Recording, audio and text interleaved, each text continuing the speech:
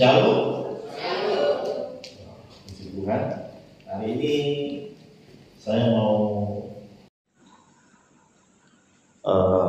pengakuan dosa dulu ya. Kenapa? Karena ternyata minggu yang lalu itu temanya kewalik ya toh. Jadi temanya ini terbalik ya. Minggu yang lalu saya membahas tentang pujian ya, mengubahkan. Ternyata itu tema minggu ini gitu ya. Dan tema minggu kemarin harusnya adalah menyembah di dalam roh dan kebenaran ya. Namanya juga lupa gitu ya. Jadi malam saya persiapan ternyata salah tema ya. Puji Tuhan ya. Karena itu hari ini kita akan membahas tema menyembah dalam roh dan kebenaran gitu ya. Karena kalau sekarang bicara tentang pujian yang mengubahkan, nah ya berarti sama dengan yang minggu lalu ya, tinggal disetel YouTube-nya aja ya. Nah karena itu kita mau bicara tentang menyembah di dalam roh dan kebenaran ya. Mohon maaf untuk kekeliruan ini ya. Dan hari ini ayat yang akan kita bahas itu dari Yohanes 4 ayat 21 sampai 24, tidak terlalu banyak, tidak seperti minggu yang lalu ya.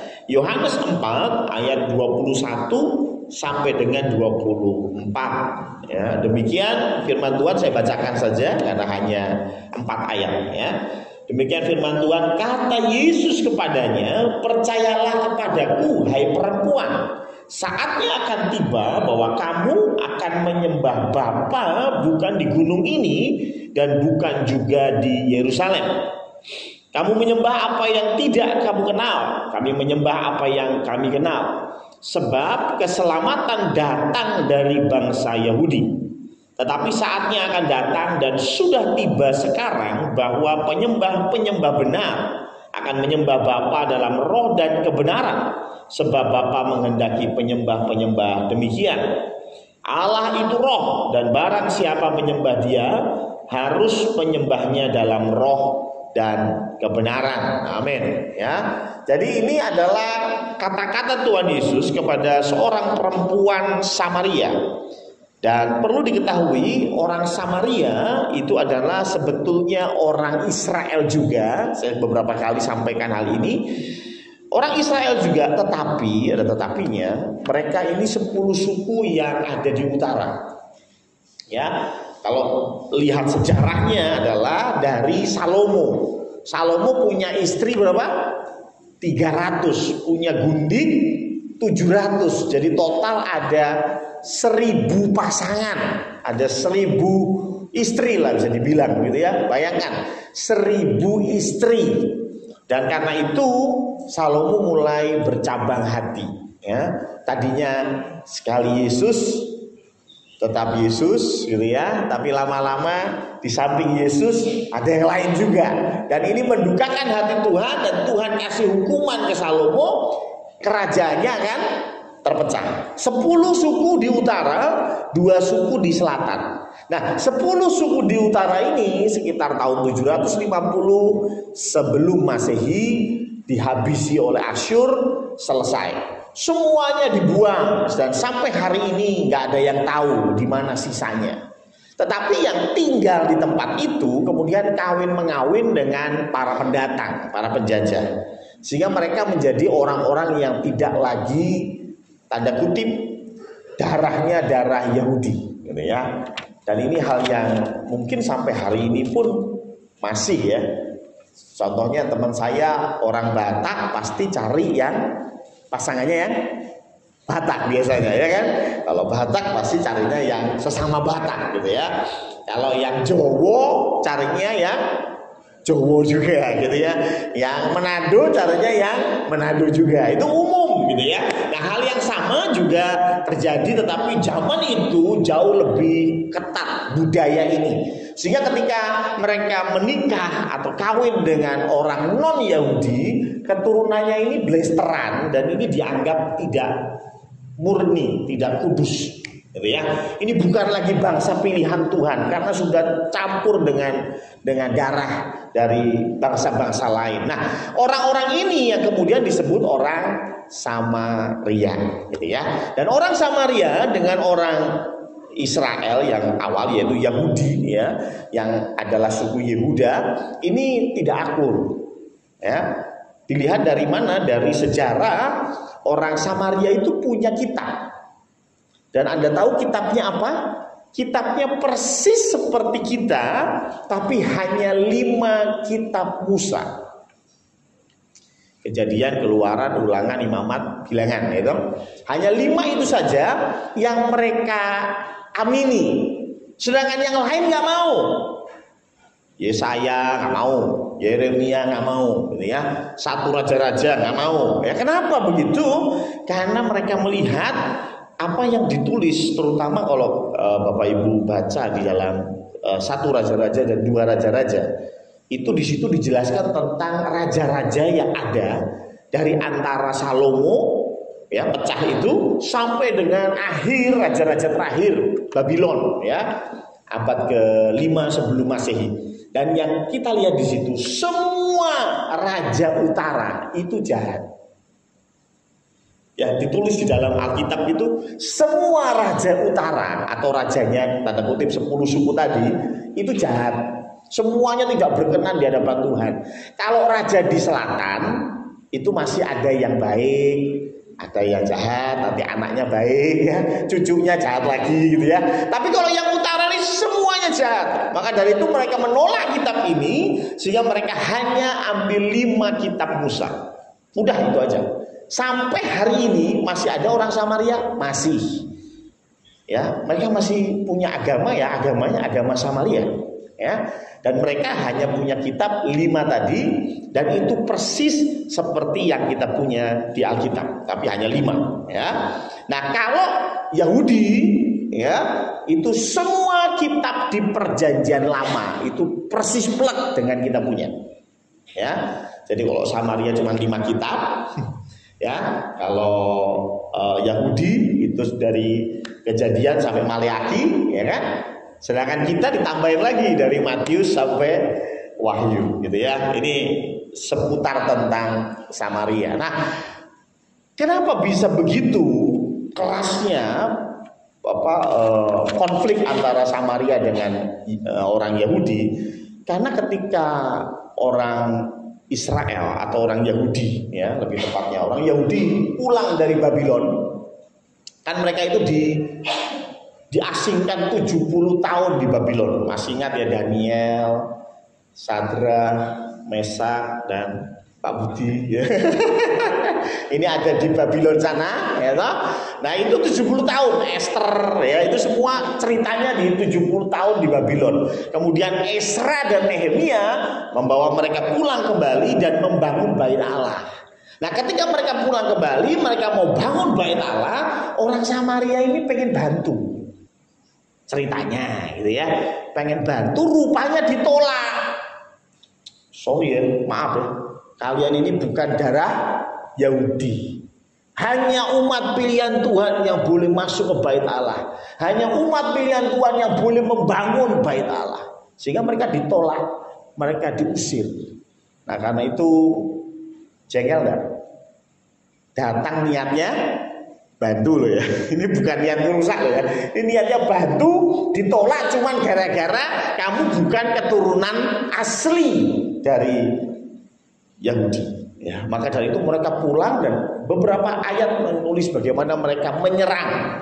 Ya karena bantu tidak boleh akhirnya kurusoi gitu. Akhirnya mereka menyerang beberapa kali orang-orang Israel yang sedang membangun bait Allah kedua. Setelah bait Allah ini jadi, orang Israel bilang tidak boleh orang Samaria masuk, najis, teralala, gitu. Maka dari itu orang Samaria membangun bait Allah tandingan, yaitu di Gunung Gerizim. Nah ini yang menjadi background cerita bagaimana Tuhan Yesus kemudian 500 tahun kemudian dari zaman Esra dan Nehemia, Tuhan Yesus ketemu dengan seorang perempuan. Ketika bercakap-cakap dengan orang perempuan ini, akhirnya orang perempuan ini dibukakan rahasia, dan kemudian sang perempuan ini mengakui bahwa Yesus Kristus ini bukan orang sembarangan. Dan dari situ perempuan ini nanya, Hanya pertanyaan yang sejak ratusan tahun yang lalu ditanyakan oleh orang-orang Samaria. Sebetulnya menyembah yang benar itu yang di Yerusalem, yaitu Bait Allah, yang leluhur mereka sempat mau bantuin tapi ditolak, atau yang ada di Gerizim. Ya. Kalau orang Yahudi ditanya, pasti dia jawab apa? Oh, Yerusalem itu paling top, paling baik, gitu. Kalau orang Samaria ditanya, oh yo Gerizim, kecap pasti nomor 1, gitu. Nggak ada yang bilang, oh bagusan punyamu, enggak, pasti bagusan punya sendiri, gitu ya. Pasti mereka bilang, oh bagusan Yerusalem, oh bagusan Gerizim. Tapi yang menarik, apa yang Tuhan Yesus jawab di dalam Yohanes 4 ayat yang ke 20 tadi, 21, maka kata Yesus kepadanya, bahwa kamu akan menyembah Bapa bukan di gunung ini dan bukan juga di Yerusalem. Jadi rupanya Tuhan Yesus nggak bilang Yerusalem, Tuhan Yesus juga nggak bilang di Gerizim. Dua-duanya salah. Dan Tuhan kasih yang betul yang mana? Yang betul adalah menyembah di dalam roh dan kebenaran. Jadi bicara tentang roh dan kebenaran itu berbicara tentang tempat menyembah. Karena konteksnya ya, tadi perempuan tadi nanya di sini apa di situ, berarti kan bicara tempat, gitu ya. Tapi juga bicara cara menyembah yang benar, gitu ya. Nah, yang pertama adalah roh. Dikatakan harus menyembah di dalam roh. Apa itu menyembah di dalam roh? Apakah bicara tentang menyembah harus dalam bahasa roh? Ingat, tadi konteksnya ini tanya tentang tempat. Jadi ini bukan bicara tentang bahasa roh, tetapi bicara tentang tempatnya yang benar itu yang mana. Dan dikatakan bahwa harus menyembah di dalam roh. Bicara tentang menyembah di dalam roh itu bicara tentang tidak ada tempat yang paling tepat. Kenapa bisa begitu? Karena di dunia ini tidak ada tempat yang jauh lebih mulia daripada tempat yang lain. Setuju?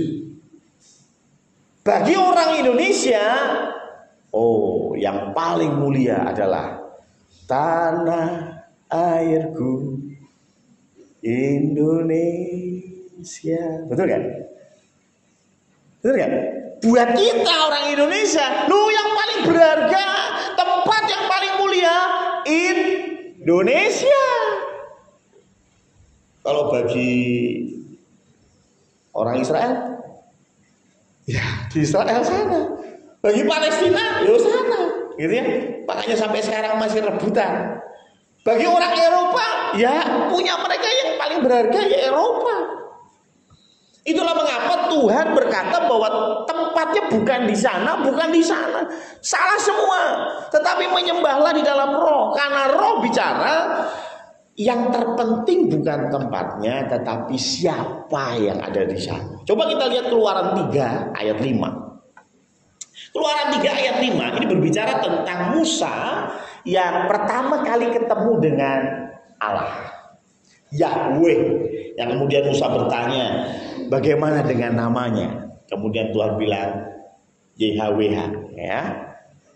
Jadi sampai sekarang ada yang mengatakan bahwa nama Tuhan itu Yahweh. Ini karena Keluaran 3, ya. Keluaran 3 ayat 5 ini menarik. Lalu ia berfirman, janganlah datang dekat-dekat. Tanggalkanlah kasutmu dari kakimu, sebab tempat di mana kau berdiri itu adalah tanah yang kudus. Kenapa tanah tempat Musa ini berdiri kudus? Ya karena ada Allah. Betul tidak? Begitu juga ketika kita baca Keluaran 19 ayat 10 sampai 13, ini berbicara tentang Allah yang mau turun di Gunung Sinai. Dan Allah bilang apa? Tidak ada yang boleh mendekat ke gunung. Kalau ada yang berani dekat, hukum mati. Bahkan binatang pun kalau mendekat, bunuh. Kalau sekarang bagaimana? Ya silakan saja. Mau mendekat ke Gunung Sinai nggak apa-apa. Bahkan saya berkali-kali pipis di Gunung Sinai ya. Karena memang nggak ada toilet ya. Lah mau gimana ya, pipis sembarangan akhirnya ya kan. Artinya apa? Ya gunung itu jadi kudus, jadi suci bukan karena tempatnya, bukan. Tapi karena ada entitas yang ada di situ pada waktu itu, yaitu Allah sendiri. Ketika Allah datang di gunung itu, maka gunung ini menjadi kudus. Ketika Allah datang di semak yang berapi tapi tidak terbakar dalam Keluaran 3 ayat 5 tadi, maka tempat itu jadi kudus. Jadi bicara tentang tempat itu hanya ada tempat historikal, tempat yang bersejarah, tetapi tidak ada tempat yang paling suci. Ya. Kalau di sini ada yang bilang, "Oh, ada ke Yerusalem. Nanti di sana bisa lihat makamnya Tuhan Yesus." Ya, amin. Saya sudah pernah ke sana juga. Cuman saya terlalu yakin doa di sana sama doa di sini sama enggak? Sama. Jangan khawatir bapak-bapak, ibu-ibu yang aduh sampai usia segini saya belum pernah menginjak pada tanah Israel. Ora apa-apa. Ya toh? Enggak apa-apa kalau Anda punya uang lebih, mau melihat secara historinya, sejarahnya, boleh datang ke sana, nanti lihat oh ternyata betul ya. Gunung batu itu seperti ini, makanya Daud bilang Tuhan adalah gunung batuku. Kenapa? Karena kita lihat, oh ternyata landscape-nya seperti ini. Oh ternyata budayanya Israel seperti ini. Ini lebih kepada budaya, sejarah. Ketika kita lihat ke sana, oh ternyata betul Tuhan Yesus pernah membangkitkan Lazarus. Iki ono gereja nih, gereja Lazarus ada di Betania. Ada di situ. Ini bicara sejarah. Tapi apakah doa di makamnya Tuhan Yesus dengan doa di jalan ngemplak Simongan sama apa enggak? Sama. Ya. Apakah menyanyi puji-pujian di gereja Santa Ana? Di sana ada satu gereja namanya gereja Santa Ana di dekatnya Kolam Bethesda, dan di situ karena dibangun abad ke-15, abad ke-16, kemudian ini jadi satu tempat yang sangat-sangat akustik. Jadi kalau nyanyi di sana, Anda suaranya miring-miring sedikit, di sana jadi lurus. Jadi merdu. Pertanyaannya, apakah nyanyi di sana, penyembahan di sana lebih mantap, lebih diterima Tuhan daripada di Sondro? Tidak. Ya. Kenapa? Bukan bicara tempat. Itulah mengapa di dalam kekristenan, dan saya melihat hanya di dalam kekristenan, karena kita harus paham ada 3 agama yang dalam satu akar namanya ya, Samawi ya. Jadi yang pertama Yahudi, yang kedua Kristen, dan yang ketiga Islam. Yahudi punya kiblat. Kiblatnya mana? Yerusalem, yaitu Bait Allah. Muslim punya kiblat? Punya. Mana? Maka Kristen punya? Tidak punya. Kenapa? Karena kita paham ketika Yohanes 4 menceritakan bagaimana Tuhan Yesus bilang, yang penting itu di dalam roh. Itu bukan lagi bicara tempatnya. Tidak lagi bicara menghadap mana. Kenapa? Karena di seluruh dunia ini tidak ada yang bisa jadi rumahnya Tuhan. Amin. Coba kita lihat di dalam 1 Raja-Raja 8 ayat 27. 1 Raja-Raja 8 ayat 27 ini adalah doanya Salomo ketika Salomo selesai membangun bait Allah. Dia doa di 1 Raja-Raja 8 ayat 27. Tetapi benarkah Allah hendak diam di atas bumi? Sesungguhnya langit, bahkan langit yang mengatasi segala langit pun tidak dapat memuat engkau. Terlebih lagi rumah yang kudirikan ini. Salomo merasa bahwa rumah yang saya dirikan buat Allah itu spesial. Enggak. Salomo mengakui, Tuhan, saya sudah bikin rumah yang paling bagus, paling indah, paling luar biasa. Tetapi saya tahu Tuhan lebih besar dan lebih indah dari rumah yang saya buat. Jadi nggak mungkin Tuhan itu diam hanya di rumah ini, kayak gitu ya. Tapi benarkah Allah hendak diam di atas bumi? Kata orang mungkin lah.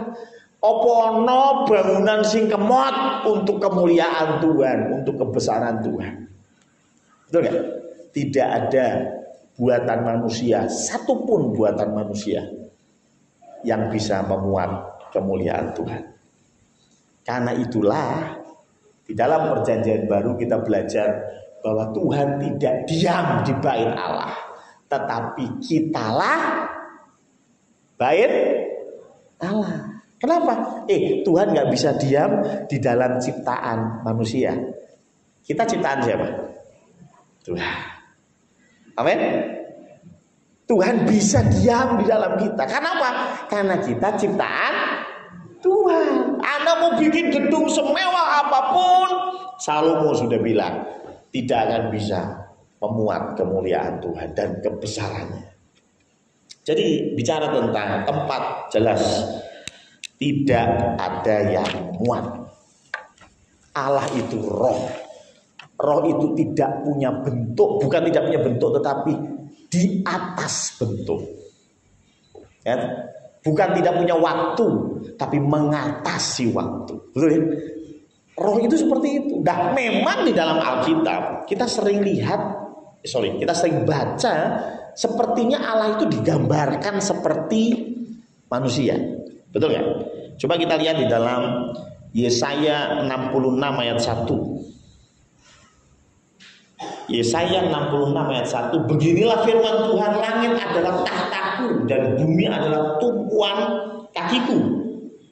Rumah apakah yang kamu dirikan bagiku dan tempat apakah yang akan menjadi perhentianku? Pertanyaannya, berarti Allah punya kaki?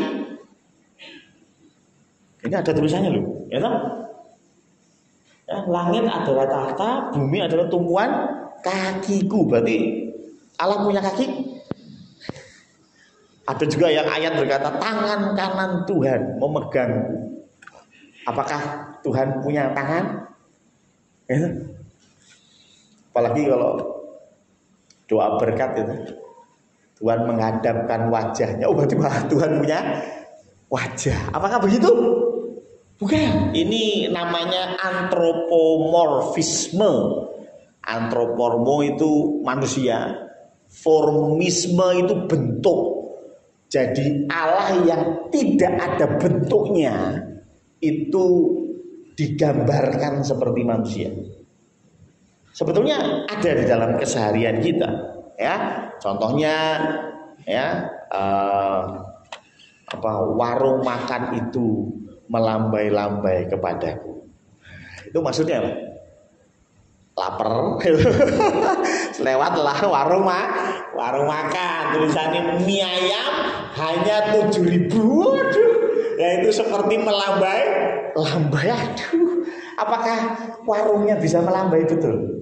Kan tidak. Ini bicara sastra, paham ya?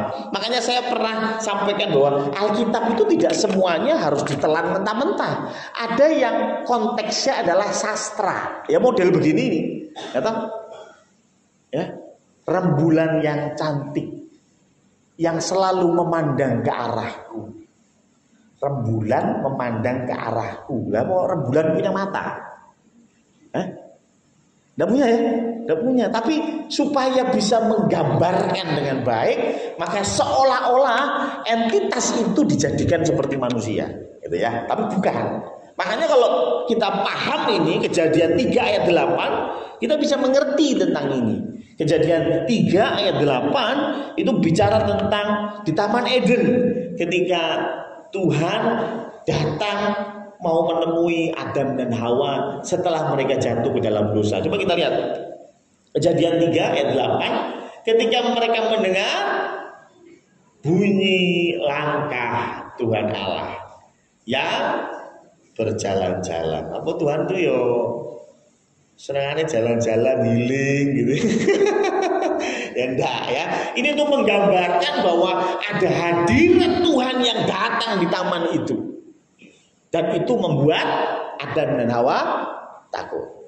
Ya, ini bukan bicara semata-mata Tuhan punya kaki terus jalan jalan-jalan. Ingat, ini bicara tentang hal yang lain. Jadi yang pertama tentang roh itu bicara tentang tidak ada bentuk, dan dimanapun kita berdoa sama saja, menghadap manapun sama saja. Karena Allah itu roh. Mau penyembahan di rumah boleh, sama saja. Mau penyembahan di Arab Saudi boleh, ya mau nggak kerso, ya mau berdoa di pesawat boleh, gitu ya. Kenapa? Di dalam pesawat itu kan kadang-kadang ada orang yang sembahyang, loh ya. Kalau saudara-saudara kita Muslim, bahkan di monitor di depan pesawat itu sampai ada penunjuknya arah kiblat, ya. Karena buat mereka penting sekali untuk menghadap kiblat. Walaupun di dalam pesawat mereka dikasih tahu, oh kiblatnya arah sini, oh berarti sholatnya harus begini, gitu ya. Tapi kalau kita mulai arah kiblat, oh rasah, gitu. Kenapa? Karena Allah itu roh. Yang kedua, Allah itu roh, dan juga yang kedua dikatakan harus menyembahnya dalam kebenaran. Apa maksud kebenaran? Ya, saya berusaha cepat, ya, karena ada satu penceramah pernah bilang begini, khotbah itu 15 menit awal itu firman Allah, tapi 15 menit sampai 30 menit itu kata-katanya Pak Pendetanya. Lebih dari 30 menit itu kata-kata setan.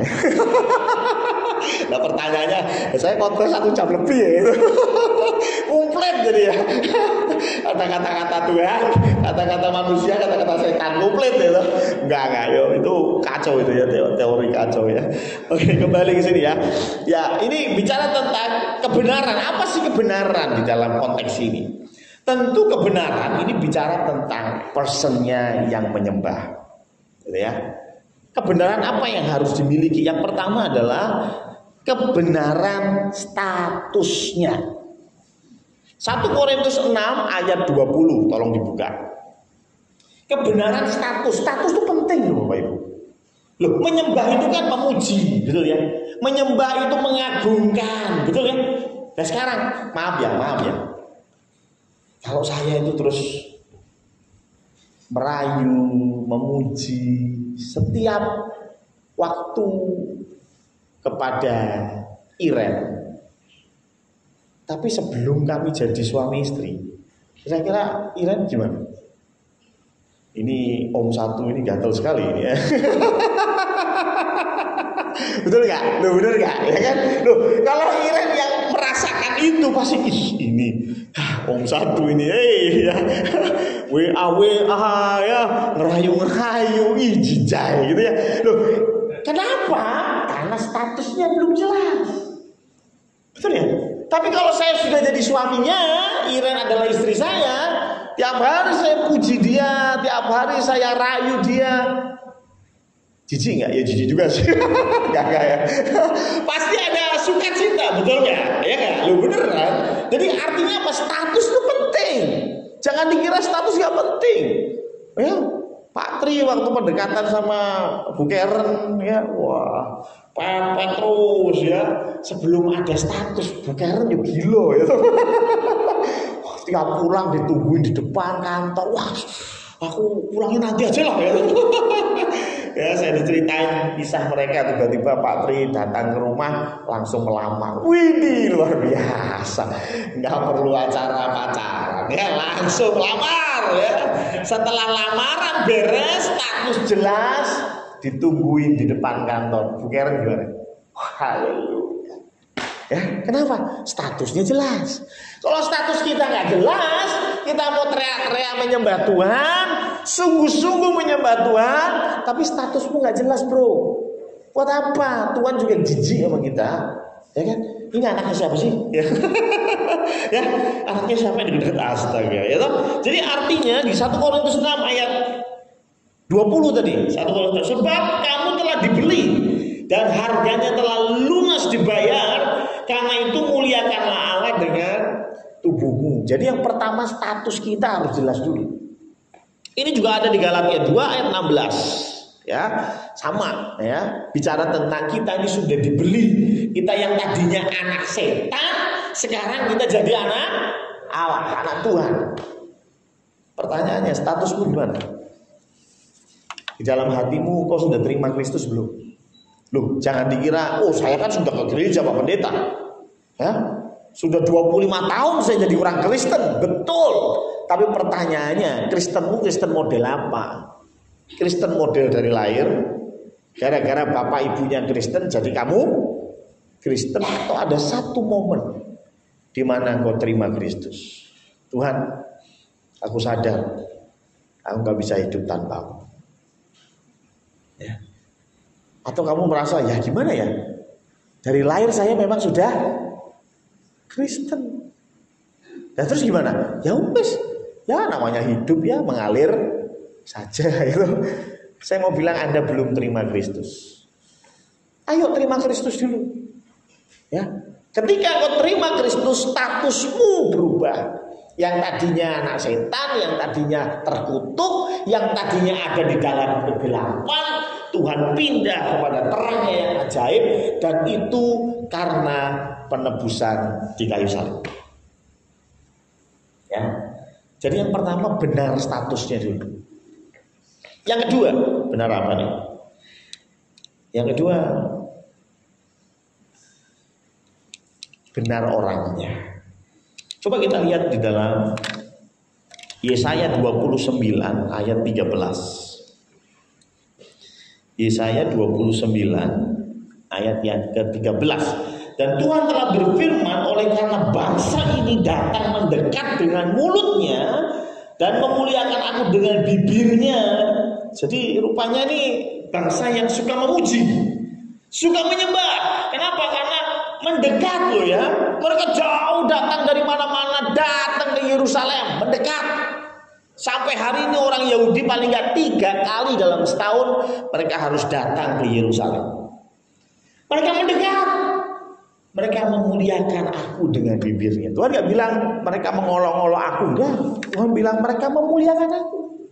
Cuman masalahnya adalah padahal hatinya menjauh daripada.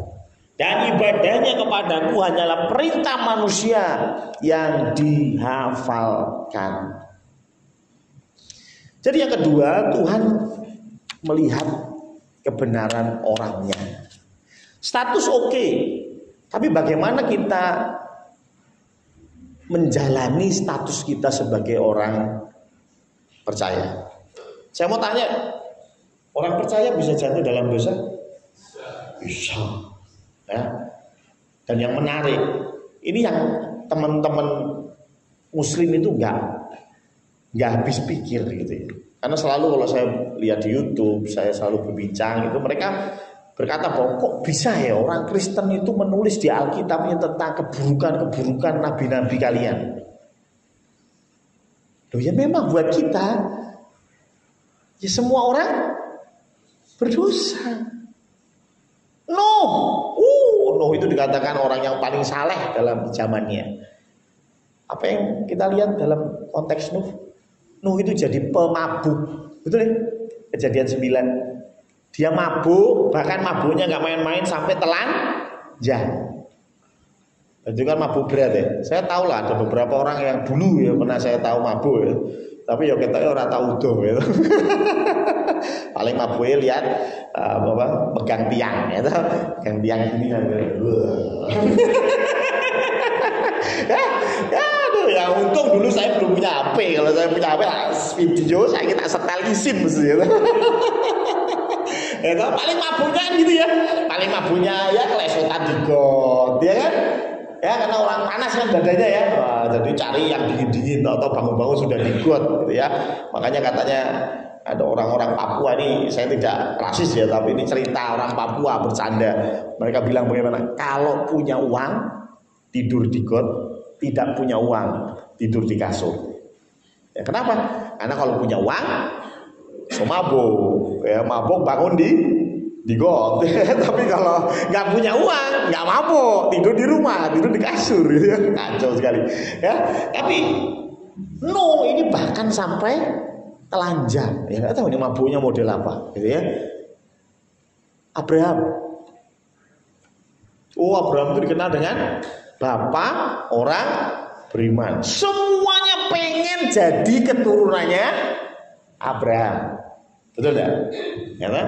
Kalau sekarang yang rame-rame itu keturunannya Nabi Muhammad, ya kan? Yang disebut dengan Habib. Tapi saya rasa orang Kristen ya nggak ada yang mengklaim keturunannya Habib, ya. Orang Yahudi nggak ada. Tapi kalau bicara keturunan Abraham, semua pengen. Betul ya? Orang Yahudi bilang, oh kami keturunan Abraham. Orang Kristen, oh kami keturunan Abraham dalam iman. Orang Islam nggak salah, mereka juga, oh kami keturunan Abraham dari Ismail. Semua pengen keturunannya Abraham. Tapi apakah Abraham sempurna? Tidak. Minimal Abraham itu kesalahannya satu, isti, ya. Jadi dia ketua isti, ketua ikatan suami takut istri. Loh kok tahu gimana? Sudah jelas janji Tuhan, istrimu akan mengandung dan dari situ akan lahir anak perjanjian. Tapi istrinya apa? Aku setua. Ono babu nganggur gitu. Loh hamba itu kan babu ya toh. Ono babu nganggur piye? Wis bales ya toh. Abraham nurut ya toh. Ketika sudah punya anak, terus kemudian Hagar mengolok-olok Sarah karena Hagar punya Ismail, Sarah belum diisi. Ya, sampai akhirnya punya anak Sarah. Sarah akhirnya berani bilang apa? Ini Hagar sama Ismail ganggu aja, usir aja mereka. Betul ya? Yang kasih ide itu siapa? Sarah. Manut Abraham? Manut. Ya. Ikatan suami takut istri. Bener gak? Loh iya. Daud, Daud. Itu parah. Ya toh? Daud parah. Yakub, ada banyak sekali kesalahan-kesalahan yang dilakukan oleh nabi-nabi, tokoh-tokoh Alkitab. Dan secara gamblang ditulis di Alkitab. Ini menunjukkan bahwa orang percaya, orang yang sudah ditebus masih bisa jatuh ke dalam dosa. Cuman problemnya adalah apa? Apakah kita nyaman di dalam sana? Makanya zaman dulu pendeta-pendeta mesti kasih analogi apa? Kamu ini kucing atau kerbau. Kalau kerbau masuk lumpur nyaman, gitu? Malah sisan, gitu? Tapi kalau kucing masuk lumpur gimana? Wah langsung mencelat, gitu. Nah pertanyaannya kita ini jatuh ke dalam dosa, respon kita gimana? Enak ya ternyata ya, nyaman ya di dalam dosa ya. Wah ya berarti Anda belum lahir baru. Tapi kalau kau sudah lahir baru, ketika kamu jatuh ke dalam dosa, ada perasaan tidak nyaman dan ingin segera keluar. Nah bicara tentang hati itu seperti ini. Memang kita sudah ditebus, cuman permasalahannya apakah hati kita sudah berubah? Apakah hati kita sudah semakin serupa dengan Kristus? Apakah kehidupan kita teratur sesuai dengan apa yang Tuhan mau? Kalau engkau jahat, hatimu penuh dengan kejahatan, jangan harap penyembahanmu akan diterima Tuhan. Tahu kisahnya Kain dan Habil? Kain dan Habil itu yang bunuh siapa? Yang dibunuh siapa? Yang dibunuh Pangeran Diponegoro. Ya, yang dibunuh Habil, yang bunuh Kain. Kenapa? Ada banyak yang mengatakan bahwa karena Kain mempersembahkannya tanaman, Habil mempersembahkannya korban sembelihan. Ya memang kalau di dalam konteks cara pandang Kristus gitu ya, nubuatan tentang Kristus, ya memang dosa hanya bisa ditebus dengan darah. Amin. Tetapi di dalam saya kepean pundi. Aduh, oh ya ini ya, di dalam 1 Yohanes 3 ayat 12 ya. Ini dijelaskan kenapa persembahan Kain itu ditolak, persembahan Habil diterima. Bisa dibuka? 1 Yohanes 3 ayat 12, bukan seperti Kain yang berasal dari si jahat dan yang membunuh adiknya. Dan apakah sebabnya ia membunuhnya? Sebab segala perbuatannya jahat dan perbuatan adiknya benar. Jadi Kain itu membunuh, bukan Kain itu membunuh karena jahat, bukan gara-gara membunuh jadi jahat, bukan. Tapi Kain itu memang dari awalnya sudah jahat. Makanya Tuhan tidak terima persembahannya. Jadi kalau kita sebagai pemuji nih ya, PAW ya, Bang lagi banyak mengupas PAW. Ada, jangan dipikir, oh saya main musik, yang penting Sabtu saya latihan, Minggu saya pelayanan, selesai.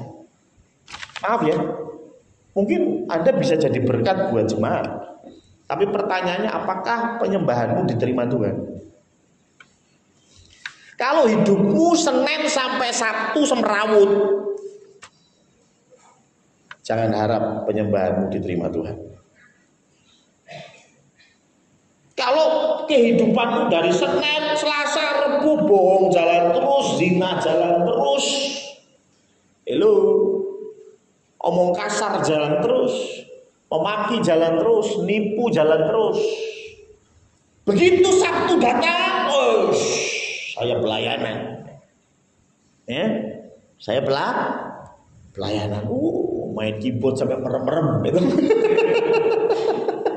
Loh, ya, main gitar sampai gini-gini, ya, loh, tidak apa-apa, bukan itu masalahnya, tetapi Tuhan lihat hatimu. Kira-kira kalau Senin sampai Jumat kamu ngawur, terus Minggu, Sabtu ada pelayanan, maaf ya, kira-kira Tuhan mau terima? Ya. Apakah Tuhan nggak sayang? Sayang. Tetapi dosa itu yang membuat kamu terpisah dengan Bapa. Betul nggak? Kan firman Tuhan bilang itu. Saya kasih contoh analogi sederhana ya. Ketika Pak Marno pakai baju putih bersih, celana putih, sepatu putih, siap-siap jalan ke gereja mau perjamuan kudus. Ketika jalan kaki, Aldo leprotan lumpur dari jauh, ayah, lari mau meluk. Kira-kira Amarno gak? Aduh sih. Loh bener gak? Loh kenapa Pak Marno tendang? Loh bukan berarti Pak Marno gak sayang, bukan. Tapi lumpurmu yang bikin Bapak tidak bisa peluk. Betul ya? Dosa itu loh yang memisahkan kita dengan Bapa. Karena itu perlu firman Tuhan bilang, ayo kita bertobat setiap hari. Loh, pertobatan yang utama sudah ketika kita terima Kristus sebagai Tuhan dan Juru Selamat kita. Tapi hari demi hari kita tetap lakukan dosa. Masih ya, jujur saja masih ya, masih. Ya, kadang-kadang saya ngomong agak keras sedikit dengan istri, lalu tiba-tiba ada air yang mengalir. Bukan dari sini, dari sini. Ya. Kalau dari sini itu nggak masalah ya. Atau ada air yang mengalir, ya. Cuman gara-gara dibentak suami, tapi rupanya kata-kata saya menyakiti istri, betul nggak? Perlu minta maaf sama Tuhan, perlu. Ya, istri ketika dimintain tolong sama suami, Mah, tolong ambilin kopi. Aduh, dewe lu, aku jadi repot. Ya memang masih repot, memang. Tapi setelah itu Tuhan ingatkan, kamu istri lu, masa ngomong kasar begitu sama suami? Loh, jujur kita terkadang seperti itu. Benar ya? Saya tidak terlepas dari itu semua. Bapak Ibu juga tidak terlepas dari itu semua. Itulah mengapa kita perlu pertobatan setiap Tuhan ampuni aku. Hari ini aku mungkin sudah lakukan hal-hal yang tidak berkenan di hadapan-Mu, baik sengaja maupun tidak sengaja. Ampuni.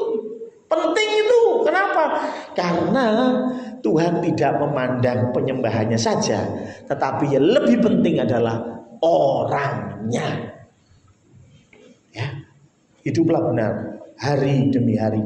Jangan hanya di hari Sabtu dan Minggu, tapi hari demi hari hiduplah benar, supaya penyembahan kita berkenan di hadapannya. Yang ketiga, yang terakhir, yang benar itu harus apa? Persembahannya itu harus benar. Tadi statusnya harus benar. Kedua, hati orang itu harus benar. Yang ketiga, barangnya yang kita persembahkan itu pun harus benar. Ya, coba kita lihat Amsal 15 ayat 8. Amsal 15 ayat 8. Korban orang fasik adalah kekejian bagi Tuhan, tetapi doa orang jujur dikenannya. Coba lagi Amsal 21 ayat 27.